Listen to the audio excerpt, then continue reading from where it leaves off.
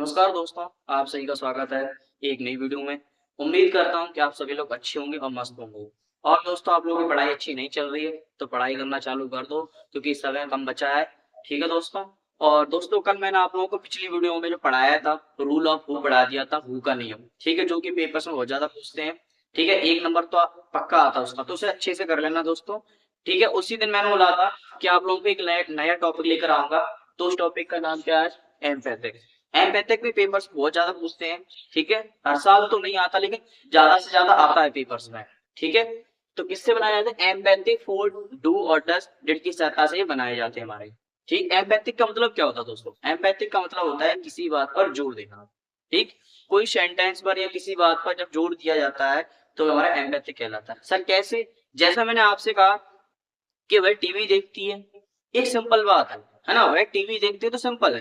अगर मैं ऐसा बोलता आपसे, वह टीवी देखती तो है, वह टीवी देखती तो है जब सेंटेंस में लग जाता है ना, तो वह सेंटेंस हमारा क्या कहलाता है? एम्पैथिक कहलाता है। आया समझ दोस्तों? तो आज हम एम्पैथिक के बारे में सीखेंगे, कैसे क्वेश्चन बनते हैं इसके पेपर में, सारा कुछ जानेंगे। ठीक है दोस्तों? तो यहाँ पे लिखा है डू डज और डिड फॉर एम्फेसिस का यूज यह निश्चित करने के लिए किया जाता है कि किसी कही बात पर जोर दिया जाता है ना? किसी कही बात पर जोर देना। ठीक? एम्पैथिक बनाने के लिए क्या करते हैं हम? मेन वर्ब के पहले डू डज और डिड का यूज जरूरत के मुताबिक हम करते हैं दोस्तों। ठीक? फिर यहाँ पे क्या लिखा है? एम्पैथिक और नॉन एम्पैथिक। एम्पैथिक कैसे पहचानेंगे हम कि सर कौन सा सेंटेंस एम्पैथिक में, सर कौन सा सेंटेंस नॉन एम्पैथिक में? तो सर बहुत आसान है। ठीक? क्या है सर? एम्पैथिक मेन वर्ब के पहले डू डज और डिड का यूज करना ही हमारा क्या कहलाता है? एम्पैथिक कहलाता है। इसका उल्टा कर दो, नॉन एम्पैथिक क्या हुआ सर? मेन वर्ब के पहले यूज डू डज और डिड को हटाना ही हमारा क्या कहलाएगा? नॉन एम्पैथिक कहलाएगा। समझ में आया दोस्तों? तो एम्पैथिक भी समझ में आ गया, नॉन एम्पैथिक समझ में आ गया। मेन वर्ब के पहले डू डज और डिड का जब हम यूज करते हैं, तो वह सेंटेंस हमारा एम्पैथिक कहलाता है। और मेन वर्ब के पहले डू डज और डिड को हटाना ही क्या कहलाएगा? हमारा नॉन एम्पैथिक। ठीक है? ये तो इसकी बेसिक जानकारी हो गई। सर पेपर्स में कैसे पूछते हैं? 10th क्लास में, 11th 12th में जो एम्पैथिक का टॉपिक आता है, वो हम कैसे करते हैं? तो यहाँ पे हमने लिखा है नॉन एम्पैथिक से एम्पैथिक बनाने के नियम। आपको सेंटेंस नॉन एम्पैथिक में दे दिया जाता है, और आपको किस बनाना है? एम्पैथिक में बनाना है। तो यहाँ पे हमने एक रूल लिखा है।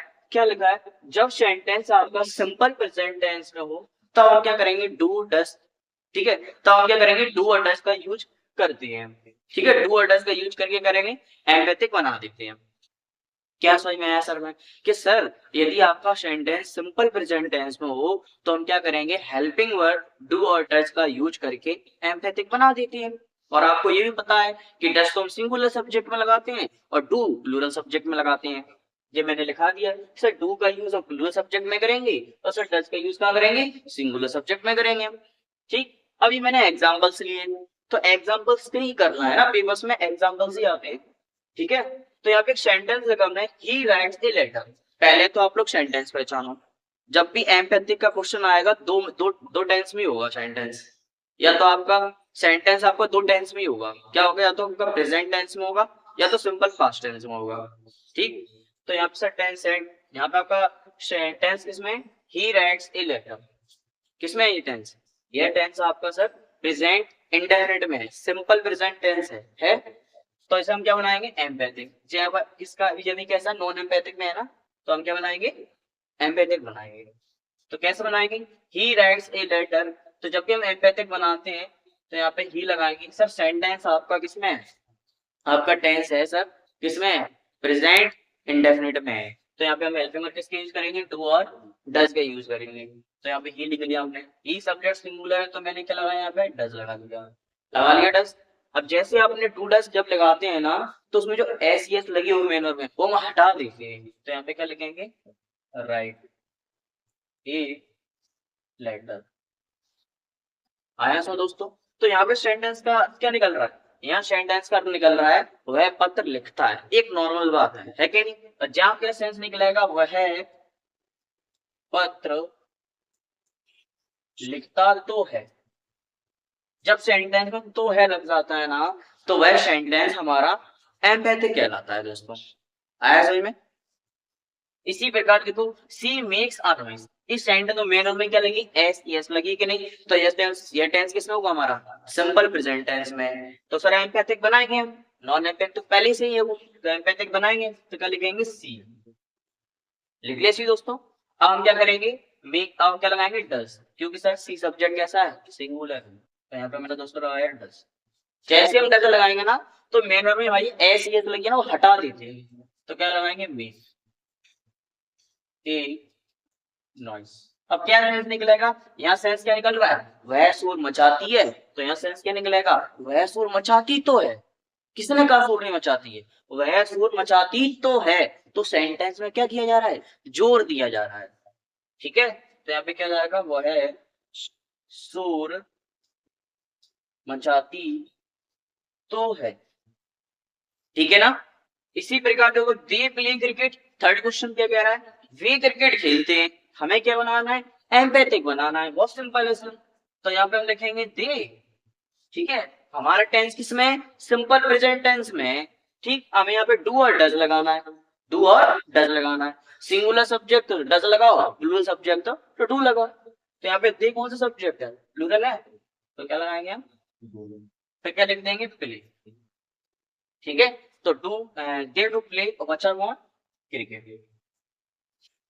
निकला दोस्तों क्रिकेट में। अब यहाँ पे क्या सेंस निकल रहा है, वे क्रिकेट खेलते हैं, तो यहाँ पे क्या सेंस निकलेगा, वे क्रिकेट खेलते तो हैं, वे क्रिकेट खेलते तो हैं। तो सेंटेंस में क्या दिया जा रहा है, जोर दिया जा रहा है कि भैया वे क्रिकेट खेलते तो हैं, ऐसा नहीं कि खेलते हो, खेलते तो है। ठीक है, ऐसे हमारा सेकंड सेंटेंस है। सेकंड रूल में क्या कह रहा है, दूसरे रूल में क्या कह रहा है, जब सेंटेंस आपका सिंपल पास्ट टेंस में हो, किसमें हो, जब सेंटेंस सिंपल पास्ट टेंस में हो, तब हम क्या करेंगे, डिड का यूज करके एम्पैथिक बना देते हैं। समझ में आ गई सर। सर हमें ये समझ में आया कि सर जब टेंस आपका सिंपल प्रेजेंट टेंस में हो, तब हम डू और डज का यूज करते हैं, और जब आपका सेंटेंस सिंपल पास्ट टेंस में हो, तब हम किसका यूज करेंगे, डिड का यूज करेंगे, चाहे आपका सिंगुलर सब्जेक्ट हो, चाहे आपका प्लूरल सब्जेक्ट हो। लगता है दोनों में क्या लगाएंगे हम, डिड ही लगेगा आपका। तो आप सेंटेंस देखते हैं ना, एम्पैथिक में आपको क्वेश्चन दिया जाता है, एम्पैथिक बनाते हैं ना, सो नॉन एम्पैथिक में आपको क्वेश्चन देते हैं, और क्या बनाएंगे हम, एम्पैथिक बनाएंगे। तो हम क्या लिखेंगे, यहाँ पे ही लिख लिया। अब क्या लगाएंगे, यहाँ पे सेकंड फॉर्म दे रखी है, क्या दे रखी है, सेकंड फॉर्म, क्योंकि सिंपल पास्ट टेंस में तो सेकंड फॉर्म तो आएगी। अब जैसे ही यहाँ पे हम डिड लगाएंगे ना, तो सेकंड फॉर्म को कहाँ लाएंगे, फर्स्ट फॉर्म में लाएंगे। कहाँ लाएंगे, फर्स्ट फॉर्म में। तो ही, पहले वाला ही डिड वॉच टीवी, है ना, ही डिड वॉच टीवी, यहाँ कैसे निकल रहा है, ही वॉच टीवी, वह टीवी देखता था। ठीक है, अब जब सेंटेंस ऐसे निकलेगा, वह टीवी देखता तो था, है ना, वह टीवी देखता तो था, जब तो था थी आता ना, तो था, तो हम क्या लगाते हैं, वहां पे डिड लगाते हैं। तो यहाँ पे क्या सेंस निकल रहा है, वह टीवी देखता तो था। तो सेंटेंस में क्या किया जा रहा है, सर जोर दिया जा रहा है, दबाव दिया जा रहा है ना। जब सेंटेंस में जोर और दबाव देते हैं, तो एम्पैथिक कहलाता है। ठीक, यहाँ पे इसी सेंटेंस तीसरा देखो, सी रोट ए लेटर, वह पत्र लिखती तो, वह पत्र लिखती थी, वह पत्र लिखती थी। अब जैसी से वह एम्पैथिक में बनाएंगे, तो क्या सेंस निकलेगा, वह पत्र लिखती तो थी, वह पत्र लिखती तो थी, है ना।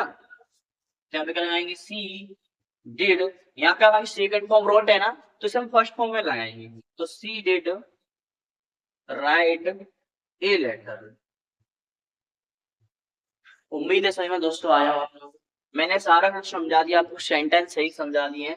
ठीक है, अभी हमने क्या सीखा है सर, नॉन एम्पैथिक से एम्पैथिक बनाना। पेपर्स में इसका कभी कभार उल्टा भी पूछ लेते हैं, वो आपको एम्पैथिक में दे देंगे क्वेश्चन, और आपसे कह देंगे कि सर नॉन एम्पैथिक में बनाइए आप, तो वो भी हम अगली वीडियो में आपको सिखाएंगे अच्छे से। ठीक है दोस्तों, तो आज हमने एम्पैथिक के बारे में सीखा। अगर आपको कोई डाउट्स हो तो प्लीज कमेंट जरूर किया करो दोस्तों, कि सर मुझे यहाँ से समझ में नहीं आया, तो वहां से कोशिश करूंगा समझाने की। अगर आप लोग कमेंट नहीं करोगे तो मुझे अच्छा नहीं लगता, दोस्तों कमेंट जरूर किया करो। ठीक है, तो फिर मिलते हैं आपको अगली वीडियो में, इसका उल्टा सीखेंगे हम, एम्पैथिक से नॉन एम्पैथिक बनाना। ठीक है ना, आज हमने सीखा नॉन एम्पैथिक से एम्पैथिक बनाना। कल हम सीखेंगे इसकी अगली वीडियो में एम्पैथिक से नॉन एम्पैथिक बनाना। ठीक है, पेपर्स में हिंदी वाले सेंटेंस नहीं आते इसके, इंग्लिश में आते, तो इंग्लिश ही सीख रहे हैं। मैंने हिंदी में इसलिए लिख दिए हैं ताकि आप लोगों को समझ में आया अच्छे से। ठीक है ना, तो ध्यान रखना अच्छे से और अच्छे से पढ़ लेना इसको। मिलते हैं फिर आपको अगली वीडियो में और बने रहिए विकास सर के साथ। ठीक है, फिर मिलते हैं आपको अगली वीडियो में।